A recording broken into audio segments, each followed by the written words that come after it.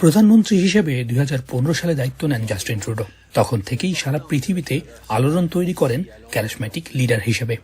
একজন সরকার প্রধান নিজ দেশের বাইরে বিশ্বের বিভিন্ন দেশে যে তুমুল জনপ্রিয় হতে পারেন তার অনন্য উদাহরণ সৃষ্টি করেন ট্রুডো।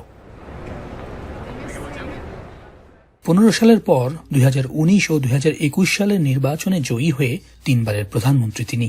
গেল প্রায় এক দশকে নানা সমস্যা মোকাবেলা করে কানাডাকে এগিয়ে নেওয়ার চেষ্টা করেন নানাভাবে। তবে কোভিড কাল, রাশিয়া ইউক্রেন যুদ্ধের মতো ধকল সামলাতে হয়েছে তাকে। এতে অর্থনৈতিকভাবে চাপে পড়ে ন্যাটোর সহযোগী দেশ কানাডা।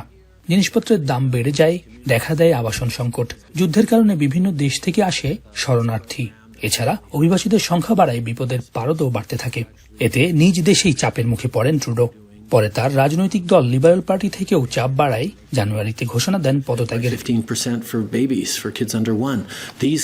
লিবারেল পার্টির কনভেনশনে পার্টি বেছে নেবে নতুন নেতা। নিয়ম অনুযায়ী তিনি হবেন নতুন প্রধানমন্ত্রীও।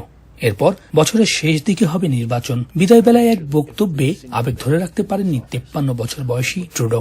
কান্না জড়ানো কণ্ঠে বলেন, সবসময় মানুষের জন্যই কাজ করতে চেয়েছেন তিনি। I've made sure that every single day in this office, I put Canadians first, that I have people's backs. And that's why I'm here to tell you all that we got you.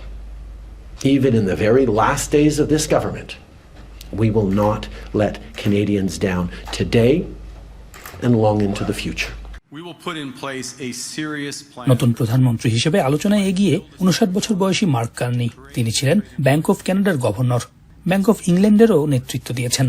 তার সামনে বড় assignment মার্কিন president Donald ট্রাম্পের সঙ্গে 25% শুল্ক লড়াই হ্রাস করে অর্থনৈতিক ভারসাম্য আনা। ইতোমধ্যে শুল্ক স্থগিত হয়েছে এপ্রিল পর্যন্ত, কিন্তু 51তম অঙ্গরাজ্য করার ঘোষণা আর সীমান্ত দিয়ে অভিবাসী ও মাদক পাচারের অভিযোগে যুক্তরাষ্ট্র কানাডার সম্পর্কে এখন ভাটার টান। সৈয়দ ইফতেখার, এখন, কানাডা।